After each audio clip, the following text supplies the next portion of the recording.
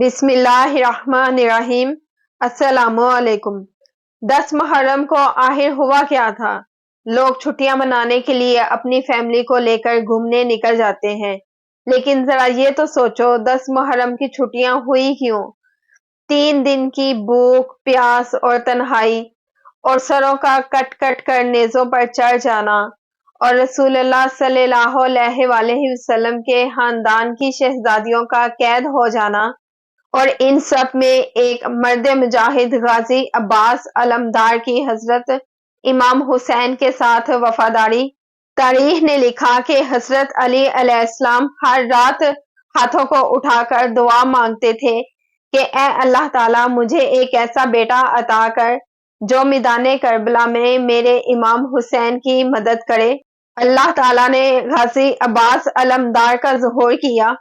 حضرت علی بار بار عباس سے کہتے تھے، اے عباس، حسین رسول اللہ کا بیٹا ہے اور تو اس علی کا بیٹا ہے، کبھی بھی اپنے آپ کو حسین کا بھائی نہ سمجھنا، ہمیشہ ایک غلام کی طرح حسین کی خدمت کرتے رہنا، جو حسین کہے وہ عباس کرتے جانا۔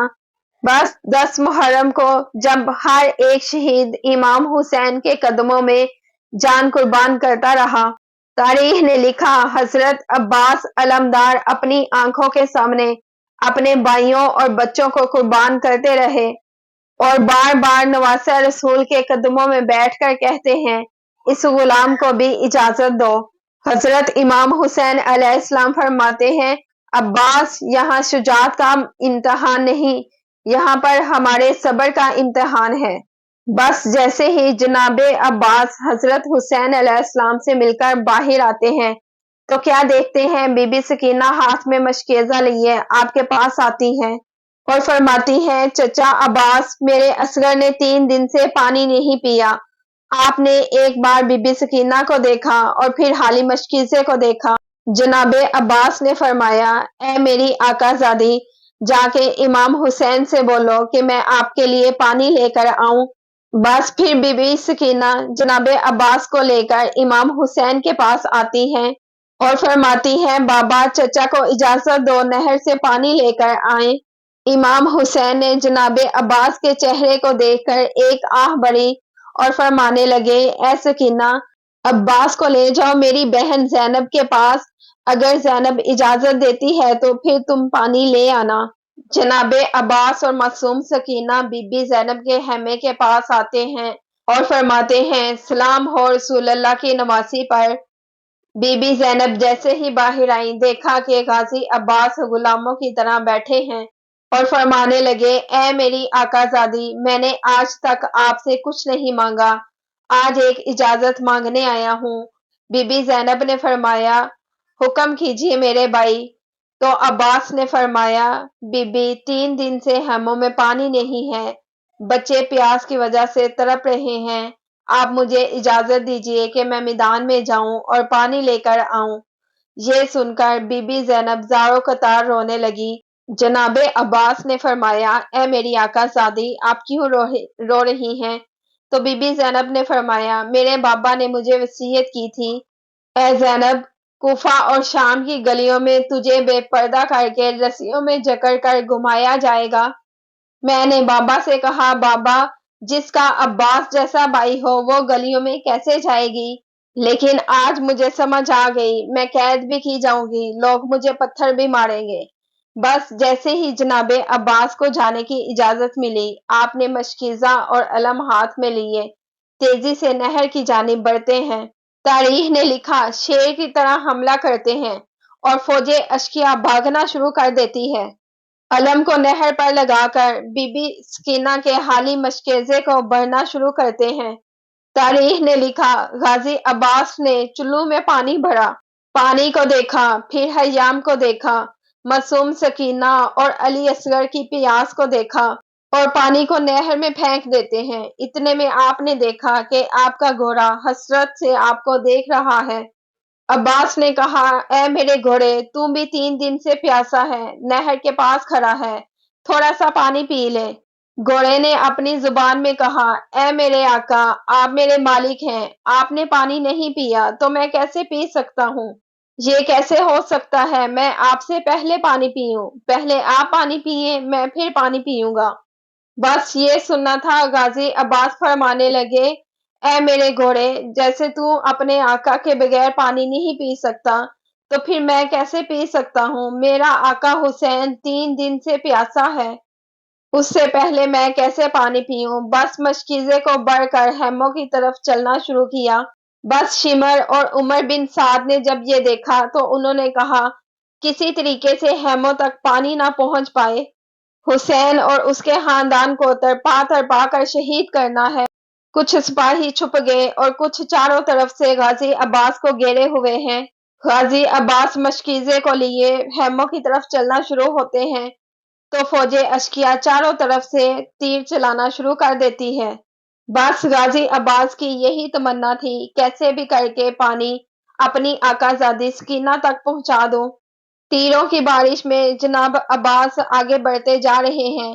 کسی ایک ظالم نے چھپ کر وار کیا اور عباس کا بازو کٹ گیا۔ مولا عباس نے مشکیزہ اور علم دوسرے ہاتھ میں پکڑ لیا اور تیزی سے خیموں کی طرف بڑھ رہے ہیں۔ کسی اور ظالم نے چھپ کر وار کیا اور غازی عباس کا دوسرا بازو بھی قلم ہو گیا۔ بس جناب عباس اس مشکیزے کو منہ میں رکھ کر آگے بڑھ رہے ہیں۔ ہزاروں تیروں کی بارش جناب عباس کے جسم پر ہو رہی ہے۔ تاریخ نے لکھا، غازی عباس کے چہرے پہ جسم پہ تیر لگنا شروع ہو گئے۔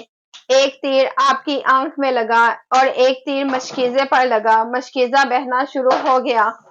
غازی عباس نے بہتے ہوئے مشکیزے کو دیکھا اور خیموں کی طرف منہ کر کے کہا، اے میرے آقا، مجھے معاف کرنا۔ اتنے میں ایک ظالم نے آپ کے سر پر وار کیا اور آپ زین سے زمین پر آ گئے۔ وہاں جب یہ منظر امام حسین نے دیکھا تو انا للہ و انا الیہ راجعون پڑا اور اس نہر کی طرف بڑھتے ہیں اور عباس کا سر اٹھا کر اپنی گود میں رکھتے ہیں۔ جیسے ہی آپ نے عباس کا سر اٹھا کر اپنی گود میں رکھا، حضرت عباس فرماتے ہیں، اے آقا، مجھے معاف کر دیجئے، میں شہزادی سکینہ تک پانی نہیں لے کے جا سکا۔ امام حسین علیہ السلام نے فرمایا، اے عباس، اللہ کی مرضی یہ ہے کہ ہم سادات پیاسے رہ کر اللہ کے دین پر قربان ہو جائیں۔ پھر غازی عباس نے فرمایا، اے مولا، میں نے آج تک آپ سے کچھ نہیں مانگا، آج آپ سے کچھ مانگنا چاہتا ہوں۔ مولا حسین علیہ السلام نے فرمایا، اے میرے بھائی، حکم کرو، کیا مانگنا چاہتے ہو؟ غازی عباس نے فرمایا، اے میرے مولا، میری ماں نے مجھے بتایا تھا کہ جب میں پیدا ہوا تھا سب سے پہلے میں نے آپ کے چہرے کی زیارت کی تھی۔ آج میں اس جہان کو چھوڑ رہا ہوں تو میری آخری خواہش ہے کہ آخری وقت میں میں آپ کی زیارت کروں۔ لیکن اے میرے آقا، میری ایک آنکھ میں تیر لگا ہوا ہے اور ایک آنکھ میں خون ہے، میری ایک آنکھ سے خون صاف کر دیں تاکہ میں آپ کی زیارت کر سکوں۔ اللہ تعالیٰ گواہ ہے، میں کبھی آپ کو یہ زحمت نہ دیتا اگر میرے بازو سلامت ہوتے۔ امام حسین نے جناب عباس کی آنکھ سے خون صاف کیا۔ پھر جناب عباس نے امام حسین کے چہرے کی زیارت کی۔ پھر امام حسین نے فرمایا، اے عباس، میری بھی ایک خواہش ہے، پوری زندگی تو مجھے آقا حسین، مولا حسین کہہ کے پکارتا آیا ہے۔ اے عباس، آج اس آخری وقت میں مجھے اپنا بھائی کہہ دے۔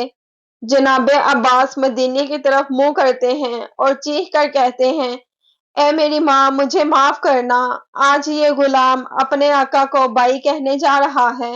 بس عباس اس دار فانی سے دارالبقاء کی طرف سفر کرتے ہیں۔ یزیدی فوج خوشی سے جھوم جاتی ہے اور 10 محرم کو جب امام حسین بھی شہادت کا جام پی چکے اور سروں کو کاٹ کر نیزوں پر سوار کیا جا رہا تھا، سب سروں کو نیزوں پر سوار کیا۔ جناب عباس کا سر جس نیزے پر سوار کرتے، سر نیچے گر جاتا۔ یزیدی فوج حیران رہ گئی اور سید سجاد سے پوچھتی ہے، تمہارے چچا کا سر نیزے پر کیوں نہیں سوار ہوتا؟ سید سجاد آپ کے سر کے پاس آتے ہیں اور فرماتے ہیں، اے چچا، یہ ظالم پوچھ رہے ہیں آپ کا سر نیزے پر کیوں نہیں سوار ہوتا؟ جناب عباس کے سر سے آواز آتی ہے، اے میرے آقا زاد، میری آقا زادیاں بے پردہ کھڑی ہیں، میں نے کبھی رسول اللہ کی نواسیوں کو بے پردہ نہیں دیکھا۔ تو یہ کیسے ہو سکتا ہے کہ آج میرا سر ان سے بلند ہو جائے؟ اتنے میں شمر کہتا ہے عباس کے سر کو گھوڑوں کی زلفوں سے باندھ دو۔ پس عباس کے سر کو گھوڑوں کی زلفوں سے باندھ دیا گیا اور شہزادیوں کو قید کر کے شام کی طرف لے جایا گیا۔